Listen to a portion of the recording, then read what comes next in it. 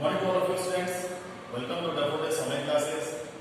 हम पढ़ रहे हैं क्लास 6 में सोशल साइंस सब्जेक्ट में हमारा जो टॉपिक है जिसका नाम है what, where, how and when. ठीक है, और इसमें हमने पढ़ लिया था कि इसका इंट्रोडक्शन शुरुआत में हमने पढ़ लिया था। इसके बाद हम अब पढ़ेंगे हाउ ज्योग्राफी इन्फ्लुएंसेस हिस्ट्री, कि जो ज्योग्राफी है, जो भूगोल है, वह किस प्रकार से इतिहास पर अपना प्रभाव इन्फ्लुएंस डालती है। तो देखिए, the physical feature of a region can greatly shape the lives of people, कि किसी भी क्षेत्र का जो भौतिक फीचर्स है, विशेषताएं हैं, वो एक मनुष्य के या कह सकते हैं कि पीपल्स के जो लाइफ है, जो जीवन है, उसको यह आधार देती है। दोबारा देखिए कि किसी भी क्षेत्र के जो भौतिक फीचर्स हैं, विशेषताएं हैं, वे लोगों के जीवन को एक विशेष प्रकार से आकार देते हैं। They can affect the food people eat, वे प्रभाव डालते हैं जिसका फूड पीपल इज, जो लोग खाते हैं कि वे किस प्रकार से किस क्षेत्र में रहकर क्या क्या खा रहे हैं, वो इफेक्ट करता है। कौन सा region? Physical features. The kind of house they build, उन्होंने किस प्रकार के हाउस बनाए हैं, ये भी किस पर डिपेंड करता है? फिजिकल फीचर्स पर डिपेंड करता है। The trade they carry on, कि उन्होंने किस प्रकार से कौन सा व्यापार किया है, and the way they depend their credit, और ऐसा कौन सा वे है, कौन सा रास्ता है जिसका द्वारा वो अपने क्षेत्र पर डिपेंड है। Factors such as type of land, कौन कौन से भूमि, मिट्टी में और पानी की अवेलेबिलिटी, क्लाइमेट कंडीशन, वहां के जो क्लाइमेट कंडीशन है, जो वातावरण की जो स्थिति है, किस प्रकार से जो मनुष्य है, मनुष्य के लाइफ पर अफेक्ट करती है, उसके लाइवलीहुड, आजीविका पर अफेक्ट करती है, और एंड हैबिटेट्स, और उसके जो निवास स्थान है वहां पर ये कैसे इफेक्ट करता है। तो हमने देखा, हम पढ़ेंगे कि किस तरह से ज्योग्राफिकल जो कंडीशन है वह किस प्रकार से ह्यूमंस पर या पीपल्स पर किस प्रकार से अफेक्ट करती है। जैसे मान लीजिए कि कोई व्यक्ति भारत में यदि साउथ में रहने वाला है, तो साउथ की क्लाइमेट अलग है, वहां का खान पान अलग है, वहां का रहन सहन अलग है, वहां की लैंग्वेज, वहां की बोली अलग है। यदि हम जाते हैं नॉर्थ की तरफ, तो वहां की बोली अलग है, वहां का खान पान अलग है। यदि जाते हैं ईस्ट की तरफ, वेस्ट की तरफ, तो यदि हम चारों दिशाओं में जाएंगे तो वहां का रहन सहन अलग है, वहां का खान पान अलग है, वहां की डायलेक्ट्स, बोलियां अलग है। ठीक है, और साथ साथ वहां की जो क्लाइमेट है, वो भी क्लाइमेट अलग अलग है। तो ये सभी जो इफेक्ट है वो किस पर डालते हैं? ह्यूमंस पर, पीपल्स पर ये इफेक्ट डालते हैं। ठीक है, ये हमने पढ़ा, ये पढ़ लिया हाउ ज्योग्राफी इन्फ्लुएंसेस हिस्ट्री, कि ज्योग्राफी किस प्रकार से हिस्ट्री पर इन्फ्लुएंसेस करती है। अब पढ़ेंगे अर्ली सेटलर्स इंडिया, कि भारत में सबसे पहले कौन सेटल हुआ। देखिए, the region along the banks of the Narmada river, कि नर्मदा जो रिवर है इसके किनारे जो क्षेत्र है was one of the earliest inhabited land in India, Bharat में सबसे पहले वहां पर निवास स्थान माना जाता है। कि मनुष्य जो सबसे पहले रुके आए थे, जो हुए थे, वो सबसे पहले कहां पर रहते थे? नर्मदा नदी के किनारे पर वो रहते थे। The earliest inhabitants of this area were skilled gather and hunter who has detailed knowledge about the forest and the plants that grow around them. अब शुरू में जो ये इनहेबिटेंट्स थे, निवासी थे इस एरिया के, इनके पास एक स्किल थी। वो क्या करते थे? जो शिकार करते थे, वो शिकार कैसे करते थे? समूह के रूप में शिकार करते थे। अब इसका जो डिटेल है ये आप किससे पता लगता है? अबाउट द फॉरेस्ट, वहां पर जो जंगल है उनसे पता लगता है, वहां के जो पौधे हैं उनसे पता लगता है, दैट ग्रो अराउंड देम, और जो उनके चारों ओर जो बड़े हुए हैं पौधे, पेड़ पौधे, जो फॉरेस्ट, जो जंगल है वो बड़े हुए हैं, ये सभी किससे पता लगता है? ये वहां के निवासी पता लगता है, साथ ही साथ पता लगता है वहां के क्लाइमेट से, वहां के जो वातावरण है उससे हमें पता लगता है कि भाई कि वो किस प्रकार से अपना जीवन व्यतीत करते थे, किस प्रकार से उनका रहन सहन था, वो जो घर बनाते थे वो घर कैसे थे। तो ये सभी प्रकार से हमें जानकारी मिलती है इनके द्वारा, इस हिस्ट्री के द्वारा। और हिस्ट्री पर इफेक्ट किसका पड़ रहा है? ज्योग्राफी का। The first people to grow crops in inhabited regions in the Sulaiman and Kirthar hills in northern western India. अब देखिए कि नॉर्थ वेस्टर्न इंडिया की बात की जाए, उत्तर पश्चिम भारत की बात की जाए, तो यहाँ पर दो क्षेत्र हैं, सुलेमान और खिरता।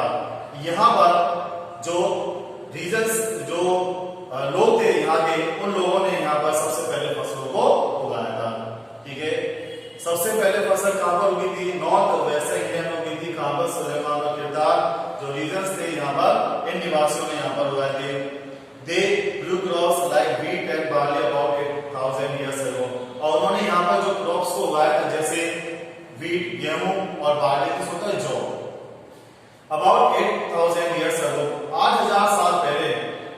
पहले गेहूं और जौ को उगाया गया था। किस रीजन में?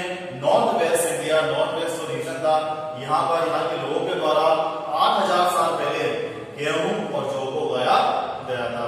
They also reared animals like sheep, goat and cattle, और वहां पर ये पशु को भी पालते थे। कौन-कौन से? लाइक sheep, भेड़, गॉड, बकरी एंड कैटल, जो मवेशियां थे, जो मवेशी थे अलग-अलग, उनको भी वो पालते थे। Likewise, the Garo Hills saw agriculture being practiced widely. अब एक जैसे देखा जाए तो गारो हिल्स है, गारो पहाड़ी है मेघालय में, वहां पर जो एग्रीकल्चर था वो एग्रीकल्चर तो वहां पर बहुत ज्यादा विस्तार हुआ था। The vast season along the river Indus, की जो इंडस रिवर है, सिंधु नदी है, सिंधु नदी के किनारे बहुत ज्यादा इनका विस्तार हुआ था। एंड इट्स ट्रिब्यूटरीज, और इसकी जो सहायक नदियां हैं, so the rise of the first cities in the Indian subcontinent, और पहला शहर यहाँ पर बसा था सब इंडियन सबकॉन्टिनेंट, भारतीय उपमहाद्वीप में सिंधु सरस्वती नदी के किनारे सबसे पहला नगर बसाया हुआ था। आपने सुना होगा कि भारत में सबसे पहले जो सभ्यता आई थी, सिविलाइजेशन आई थी, वो कौन सी थी? सिंधु घाटी सिविलाइजेशन, ठीक है, इंडस वैली सिविलाइजेशन थी।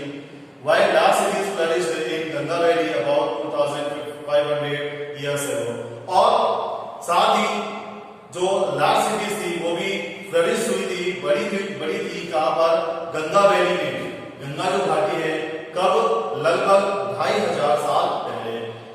गंगा घाटी में भी 2500 साल पहले भी बस्तियां बसाई गई थी, बस्तियां बसी हुई थी, ठीक है। In general, people prefer living in favorable environment. अब देखिए सबसे पहले यदि प्रेफर करते हैं कहीं भी रहने के लिए, तो वो सबसे पहले वहां पर क्या देखेंगे? इन फेवरेबल एनवायरनमेंट की जो एनवायरनमेंट है, वहां का जो वातावरण है वह वातावरण के अनुकूल है या नहीं।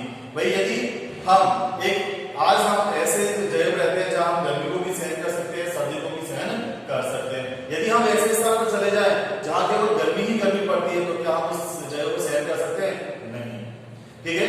तो रहने के लिए जो लोग थे ये केवल किसको प्रेफर करते थे, किसको प्राथमिकता देते थे? एनवायरनमेंट, क्योंकि इनका जो एनवायरनमेंट है वह एनवायरनमेंट इनका अनुकूल होना चाहिए। In India humans first settle on the banks of the 3 big rivers।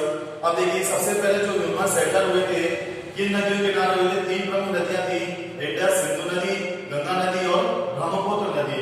ये 3 नदियों के किनारे पर लोग सेटल हुए थे सबसे पहले।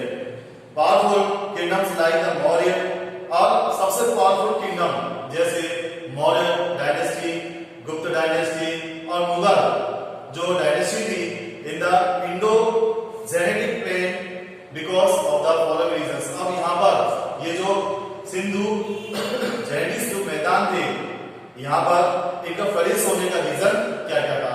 कि यहाँ पर ये जो डायनेस्टी जो विकसित हुई थी, यहाँ पर विकसित होने का सबसे रीजन क्या था? कि भाई इंडस, गंगा और ब्रह्मपुत्र रिवर के पास ही सबसे पहले क्यों स्टैब्लिश हुए थे? क्यों सबसे पहले उन्होंने यहाँ पर अपनी बस्तियां बसाई थी? इसके रीजन क्या थे? देखिए फर्टाइल लैंड, कि यहाँ पर जो भूमि थी, भूमि कैसी थी? उपजाऊ भूमि थी, यहाँ पर जो कुछ हो जाएगा वो जल्दी से उग जाएगा। गुड क्लाइमेट, यहाँ का जो मौसम था वो बहुत ही शानदार था, बहुत ही अच्छा था। प्लेंटीफुल वाटर, शुद्ध वाटर था, बहुत अच्छा वाटर था, पानी का जो लेवल था वो बहुत ऊपर था। इजी ट्रांसपोर्ट थ्रू रिवर्स, और नदी के माध्यम से एक स्थान से दूसरे स्थान पर ये ट्रांसपोर्ट कर सकते थे, यातायात के माध्यम से किसी गुड्स को एक स्थान से दूसरे स्थान पर ये पहुंचा सकते थे। क्लियर? आगे देखिए, the Himalayan ranges in the north separate India from central Asia, protected it from cold winds and also protected us foreign invasion. अब हिमालय पहाड़ी की बात आती है, हिमालय श्रृंखला की बात आती है, जो कहां पर है? उत्तर में, नॉर्थ में है। अब ये हमें किससे सेपरेट करता है? ये है सेंट्रल एशिया से हमें अलग करता है। हिमालय पर्वत जो है वह भारत को सेंट्रल एशिया, मध्य एशिया से अलग करता है, और प्रोटेक्ट करता है किससे? कोल्ड विंड्स, जो ठंडी हवाएं चलती है, इन ठंडी हवाओं से हमें प्रोटेक्ट करता है। और साथ ही साथ हमें किससे प्रोटेक्ट करता है? जो फॉरेन इन्वेजन है, बाहरी जो आक्रमण हमारे देश पर हो सकते हैं, उस वजह से भी हमें क्या करता है? प्रोटेक्ट करता है। यदि आज हिमालय नहीं होता तो विदेशी जाति बार बार आकर हमारे भारत पर अटैक करती। लेकिन सबसे मेन रीजन क्या है हमारे भारत पर अटैक नहीं होने का सेंट्रल एशिया से? बिकॉज सबसे नीचे में क्या है? ये है हिमालय पर्वत, और हिमालय पर्वत ही हमें ठंडी भी हवाओं से रक्षा करता है जब वेस्ट सेंट्रल एशिया से आती है हमारे भारत में।